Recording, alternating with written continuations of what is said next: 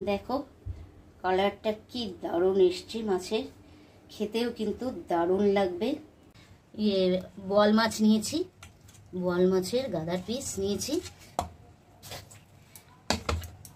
এটা করব বোয়াল মাছটা দারুণ কাঁচা মাছে করব আমি। এখানে আদা রসুন একটু বেশি আছে, আদা কম। আদা এতটুকু মতন আদা নিয়েছি, আর রসুন একটা গোটা রসুন নিয়েছি। এর মধ্যে দেব আমি হলুদ গুঁড়ো, লঙ্কার গুঁড়ো, স্বাদ অনুযায়ী নুন,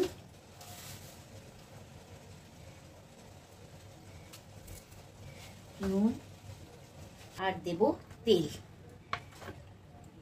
সর্ষের তেলেই করব রান্নাটা, দারুণ খেতে লাগবে।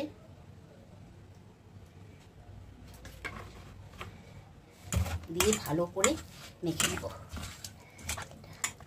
ম্যারিনেট করে 10-15 মিনিট রাখলেই হবে।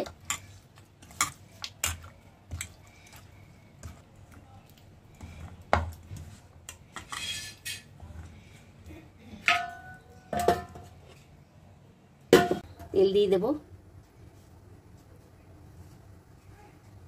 মাছের ম্যারিনেট করার সময় কিছুটা তেল দিয়েছিলাম, আর এখানে কিছুটা তেল দিলাম।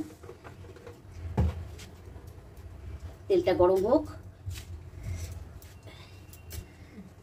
তেল গরম হয়ে গেছে, এর মধ্যে আমি একটা মিডিয়াম সাইজের পেঁয়াজ কুচি নিয়েছি, দিয়ে দিলাম।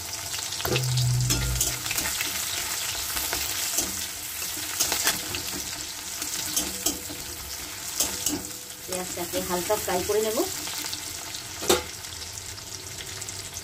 কাঁচা লঙ্কা দুটো, এখন দুটো 3টে কাঁচা লঙ্কা আমি ফাটিয়ে দিয়ে দিলাম।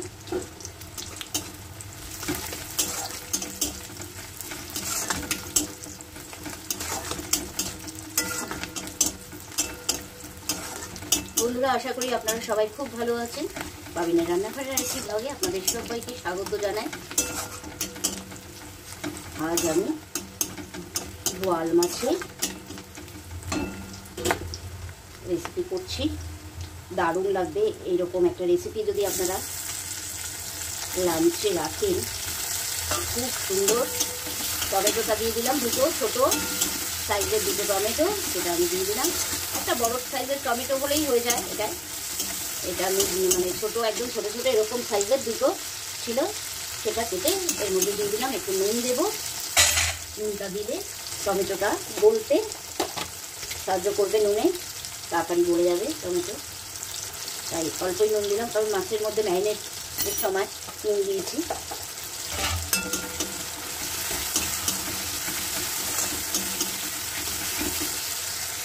পর আমি ম্যারিনেটের সময় লঙ্কার গুঁড়ো, হলুদ গুঁড়ো সবই দিয়েছিলাম। আবার ওই মশলাতে দিলাম, অ্যাড করে দিলাম, একটু সামান্য করে দিলাম।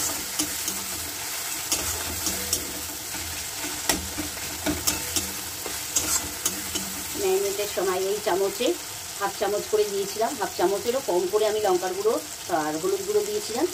এখনও তাই একদম সামান্য সময় দিলাম মশলা।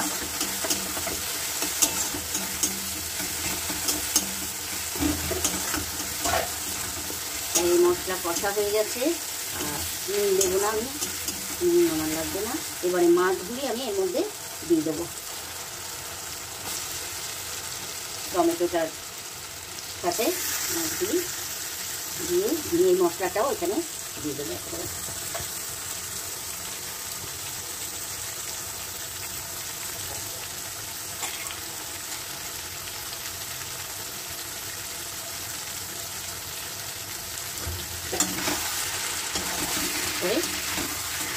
একটু কষিয়ে নেব,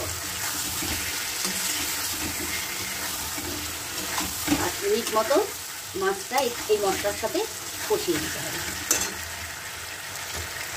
দেখো, এর মধ্যে আমি পোস্ত আর সর্ষে একসঙ্গে বেটেছিলাম, আমি এটা দিয়ে দিলাম। ছিবড়াটা দেবো না,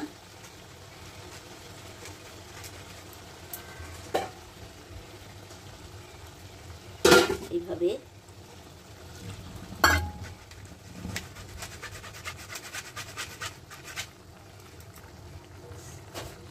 দেবো আর একটু।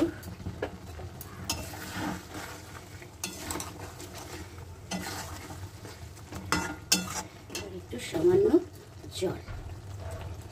মাছটা কিন্তু অলরেডি সিদ্ধ হয়ে গেছে। জলটা আন্দাজ অনুযায়ী জলটা দেবেন, বেশিক্ষণ লাগে না এই মাছের ঝোলটা করতে, একদম খুব তাড়াতাড়ি হয়ে যায় আর খেতেও কিন্তু দারুণ লাগে। একবার অবশ্যই বাড়িতে ট্রাই করবে। দেখো, তোমরা যদি একটু সর্ষে বেশি খেতে চাও সর্ষেটাকে না ছেঁকেও নিতে পারো। আর সর্ষে পোস্ত তো এমনি দেওয়া যায়, কিন্তু সর্ষে পোস্ত একসঙ্গে বেটেছি সেহেতু দিয়ে দিয়েছি একবারে একসাথে। আর এর মধ্যে আমি কাঁচা লঙ্কা দিয়ে দেবো গোটা। এরপর আমি ঢেকে দেবো, একটু ঢেকে লো ফ্লেম করে দেবো। মাছটা সিদ্ধ হতে হবে। মাছটা অলরেডি অনেকটাই সিদ্ধ হয়ে গেছে কষানোর সময়। হয়ে গেছে, একদম কমপ্লিট। এরপর আমি প্লেটিং করে ফিরে আসছি। চলো, একদম কমপ্লিট হয়ে গেছে, বেশিক্ষণ লাগে না। এই মাছটা কাঁচা মাছে মেখে বসানো তো খুব তাড়াতাড়ি হয়ে যায়, খেতে কিন্তু অপূর্ব। চাইলে এর মধ্যে ধনেপাতা দিতে পারো তোমরা, আমার কাছে ধনেপাতা নেই এই মুহূর্তে, তাই ধনেপাতাটা আমি স্কিপ করে গেলাম। আর কাঁচা তেলও এর মধ্যে একটু ছড়িয়ে দিতে পারো, ভালো লাগবে, কাঁচা তেলের গন্ধটা ভালো লাগবে।